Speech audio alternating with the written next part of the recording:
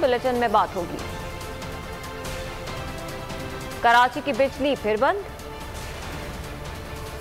शहर में हंगामी हालत। मरियम नवाज का इनकार, हुकूमत का जवाब। कैंटोनमेंट बोर्ड इलेक्शन पर सवाल। फिर गवाला गर्दी, महंगी तरीन गाड़ी रजिस्टर्ड, और कितने पहचाने गए। बुलेटिन के आगाज में आपको खबर दें, मेगा सिटी कराची में बिजली का बड़ा ब्रेकडाउन। के इलेक्ट्रिक की हाई टेंशन लाइन ट्रिप कर गई। शहर का बड़ा हिस्सा बिजली से महरूम। मलीर, जौहर, शाह फैसल, नॉर्थ कराची और दीगर इलाकों में बिजली मुअत्तल। सदर एमए जिना रोड, आई चुंदरीगढ़ रोड, डिफेंस और क्लिफ्टन में भी बिजली गायब। स्कीम 33, गुलशन मेमार, एहसनाबाद में भी बिजली मुअत्तल है।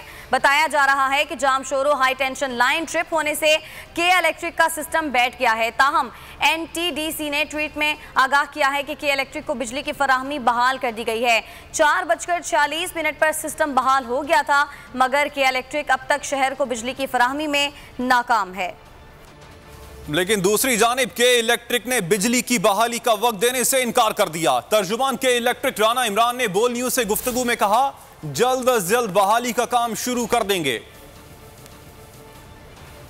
ईएसटी की लाइन में जो है एक ट्रिपिंग आई है, जिसकी वजह से हमारा राब्ता नेशनल ग्रिड से मुनक़ता हो गया था।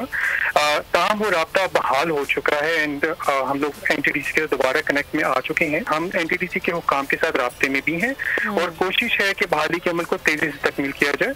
अभी चूंकि बहुत इब्तदाई सिचुएशन है, हमारी कोशिश है कि हम इस सिचुएशन के अंदर जो भी रीजन है उसकी जड़ तक पहुंचे। अभी हमारी टीम जो है वो हाई अलर्ट पे है। इस वक्त सिचुएशन जो है उसको उसमें कोशिश कर रहे हैं कि बहाली का अमल तेजी से कंप्लीट हो। के इलेक्ट्रिक सार्फिन को बिला तातुल बिजली की फराहमी में बुरी तरह नाकाम। मगर बिजली ₹1.26 मजीद महंगी करने के लिए नेपरा को दरख्वास्त दे दी। नेपरा के इलेक्ट्रिक की दरख्वास्त पर कल समाअत करेगी। कराची वालों हो जाओ तैयार, बिजली गिरेगी कड़ाकेदार। के इलेक्ट्रिक ने नेपरा को दरख्वास्त दे दी। बिजली ₹1.26 महंगी करने का कह दिया। जुलाई की फ्यूल एडजस्टमेंट की मद में 55 पैसे, अप्रैल तक जून की सहमाही में बिजली 71 पैसे महंगी करने की दरख्वास्त कर दी। नेपरा के इलेक्ट्रिक की दरख्वास्त पर कल समाअत करेगा। और मानसून बारिश के पेश नज़र बल्दिया उस्मा कराची के मेट्रोपॉलिटन कमिश्नर ने रेन इमरजेंसी नाफिज कर दी। मुतालिका महकमा एजाज की छुट्टियां मनसूख। म्यूनसिपल और technical services, fire and rescue service को अलर्ट रहने की हिदायत की गई है। इमरजेंसी शिकायती सेल 13339 24 घंटे फराइज अंजाम देगा। तेज बारिश से खतरात, इंतजामिया ने भी निपटने के लिए कर लिए इकदामात। बल्दिया उज़्मा कराची के मेट्रोपॉलिटन कमिश्नर ने रेन इमरजेंसी नाफिज कर दी। मुतल्लिका महकमा जात की छुट्टियां मनसूख कर दी गईं। म्यूनसिपल और technical service, fire and rescue service को अलर्ट करने की हिदायत की गई है। इमरजेंसी शिकायती सेल 13339 24 घंटे फराइज अंजाम देगा। बारिश आएगी तो कराची दोबारा डूब जाएगा। विफाक ने नाले साफ किए, सिंध हुकूमत ने दोबारा भर दिए। सड़कें कचरा कुंडी बन चुकी हैं। करप्शन से इन्फेक्टेड वजीर आला और आवाम से रिजेक्टेड एडमिनिस्ट्रेटर को जवाब देना चाहिए कि कराची को कचरा कुंडी बनाने का जिम्मेदार कौन है।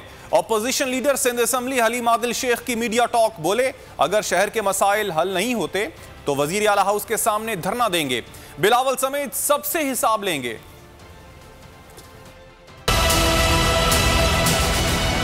आज बारिश आ गई तो कराची फिर डूबेगा, क्योंकि इन्होंने जो नाले हमने साफ किए वफाक ने, वो दोबारा कचरे से भर दिए गए हैं। सारे शहर कराची का यही हाल है कि शहर कराची की तमाम रोड्स कचरा कुंडी में कन्वर्ट हो चुकी हैं। इनके ये डिफेक्टेड चेयरमैन और उसके साथ करप्शन से इन्फेक्टेड वजीर आला और कराची की आवाम की जानिब से रिजेक्टेड मेयर कराची, जो एडमिनिस्ट्रेटर कराची है, इनको हमारे ऊपर मुसल्लत कर दिया गया। रिजेक्टेड और इन्फेक्टेड की टीम बिलावल, मुराद अली शाह और मुर्तज़ा वहाब की टीम ने कराची को कचरा कुंडी बना दिया गया है। पैसे हमने दे दिए सिंध हुकूमत को, अब हमारी रोडें बनाएं, हमें घरों में हमारे पानी पहुंचाएं, हमारा ये कचरा उठाएं। अगर नहीं उठाएंगे तो इंशाअल्लाह मैं अपने हल्के के अवाम के साथ मैं वज़ीर आला हाउस का घेराव भी करूंगा।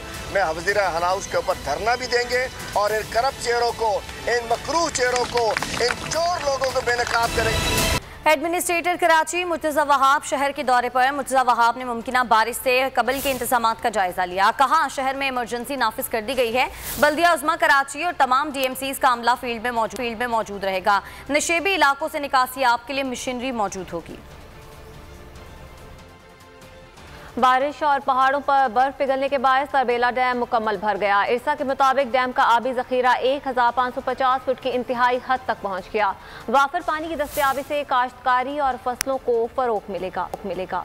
मुल्क में पानी का सबसे बड़ा जखीरा तरबेला डैम मुकम्मल भर गया। इंडस रिवर सिस्टम अथॉरिटी ने तस्दीक भी कर दी। इरसा के मुताबिक तरबेला डैम का आबी जखीरा 1550 फीट की इंतहाई हद तक पहुंच गया है। बारिश और पहाड़ों पर बर्फ पिघलने से डैम में पानी की आमद बढ़ी। तर्जुमान वापडे के मुताबिक तरबेला में पानी की आमद 1,24,000 क्यूसिक और अखराज 90,900 क्यूसिक है। वाफिर पानी की दस्तयाबी से काश्तकारी और फसलों को फरोग मिलेगा।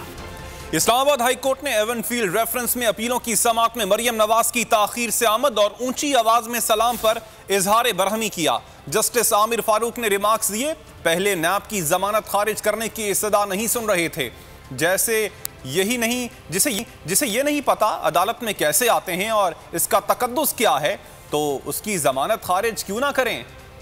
मरियम नवाज की ताखीर से आमद, ऊंची आवाज में सलाम। इस्लामाबाद हाई कोर्ट का बरहमी का इजहार। एवनफील्ड रेफरेंस फैसले के खिलाफ अपील की इस्लामाबाद हाई कोर्ट में समाअत हुई। आगाज पर जस्टिस आमिर फारूक ने इस्तफसार किया कि अपील करने वाले मुल्जिमान कहाँ हैं। वकला ने बताया कि कैप्टन सफदर नमाज पढ़ रहे हैं। मरियम नवाज 5 मिनट तक पहुँचेंगी। अदालत ने रिमार्क्स दिए कि ये गलत बात है, हम लिख दें क्या कि मुल्जिमान मौजूद नहीं। अमजद परवेज साहब को भी देनी चाहिए थी। मरियम नवाज ताखीर से अदालत पहुंची। आते ही ऊंची आवाज में लोगों को सलाम किया। अदालत ने रिमार्क्स दिए कि पहले नैब की जमानत खारिज करने की इस्तदा नहीं सुन रहे थे, लेकिन अब बनती है। जिसे यही नहीं पता कि अदालत में कैसे आते हैं और उसका तकद्दुस क्या है, तो उसकी जमानत खारिज क्यों न करें। अदालत ने केस की मजीद समाअत 8 सितंबर तक मुलतवी कर दी। फहमत तो दूर, हुकूमत से बात भी नहीं की जानी चाहिए। इंतकाम का जितना सामना करना था कर लिया, मजीद बर्दाश्त नहीं करेंगे। रहनुमा मुस्लिम लीग नून मरियम नवाज का 2 टोक ऐलान। कहती हैं मुल्क में जुल्म की हुकूमत है, हुकूमत के इंतकाम के आगे पेश होना कोई अक्लमंदी नहीं। मरियम नवाज ने कहा हुकूमत को महंगाई और लाकानूनियत की नहीं, अपोजिशन को तंग करने और धांधली की प्लानिंग की फिक्र है। कोशिश है अगले इलेक्शन में हुकूमत के करप्शन प्लान को रोका जाए। हुकूमत की कारकर्दगी को तबाही कहना चाहिए। मरियम नवाज का कहना था कि शहबाज शरीफ ने कौमी हुकूमत की नहीं, कौमी मुफाहमत की बात की है। इस मुल्क का हाल इस हुकूमत ने कर दिया है और अवाम दुश्मनी की जो मिसाल इन्होंने कायम की है, उसमें मुफाहमत का तो कहीं मुझे नहीं लगता कि इनके साथ बात भी करनी चाहिए। मुफाहमत तो बहुत दूर की बात है। पाकिस्तान की 73 साल की तारीख में ना कभी इतनी ना अहल गवर्नमेंट आई है कि ना महंगाई की परवाह है, ना लाकानूनियत की परवाह है, ना अपनी परफॉर्मेंस की परवाह है 2-3 चीज़ों की कि अपोजिशन को किस तरह से तंग करना है, मीडिया को किस तरह से खामोश करना है और अगली धांधली की प्लानिंग किस तरह करनी है। इसको तो कारकर्दगी कहना ही नहीं चाहिए, इसको तो तबाही और बर्बादी कहना चाहिए। इसका जो एहतसाब है उसको एहतसाब कहना भी ज्यादती है, वो इंतकाम है और इस इंतकाम को जितना फेस कर लिया। अब इस इंतकाम के आगे पेश होना सबसे बड़ी ज्यादती। उन्होंने कौमी हुकूमत की बात नहीं की, उन्होंने नेशनल कंसेंसस की बात की थी। मेरा एक ही बेटा है और उसका निकाह था, मैं नहीं जा सकी और उसकी इजाजत ना मैंने मांगी है ना मैं इनसे मांगना चाहती थी। अगर मगर का कोई जवाब नहीं है, इंशाअल्लाह ताला मियां साहब जरूर आएंगे, वो अपनी जमात को खुद लीड करेंगे और इंशाअल्लाह बहुत जल्दी होगा। चचा कौमी हुकूमत और भतीजी कौमी मफाहमत की बातें करती हैं। मरियम सफदर इल्तिवा के पीछे छुपने की कोशिश कर रही हैं। नवाज शरीफ भगोड़े बनकर बाहर बैठे हैं। एवनफील्ड महल्लात की बेनिफिशियल ऑनर मरियम सफदर है। ये वही केस है जिसमें कतरी खत लाकर मजाक बनवाया गया। वजीर मुमलिकत फारूक हबीब कहते हैं मरियम नवाज मुल्क से बाहर जाना चाहती हैं। सियासत को शरीफ खानदान ने अपना कारोबार बना लिया है। नून लीग में मीम शीन के ऊपर भारी है।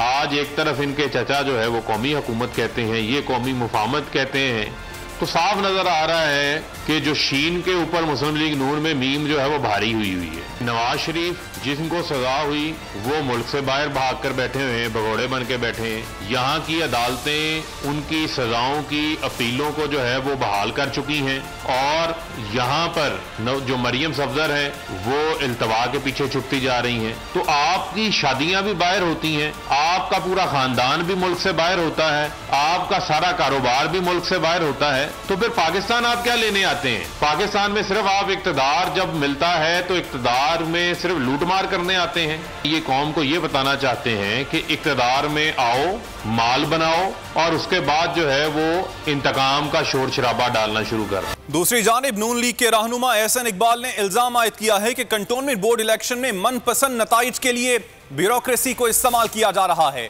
ब्यूरोक्रेसी गैर कानूनी अहकामात पर अमल दरामद से इनकार कर दे। इस्लामाबाद में मीडिया से गुफ्तगू में उनका कहना था कि हुकूमती इकदामात से इंतखाबात मुतनाज़े होंगे, इलेक्शन कमीशन इकदामात करे।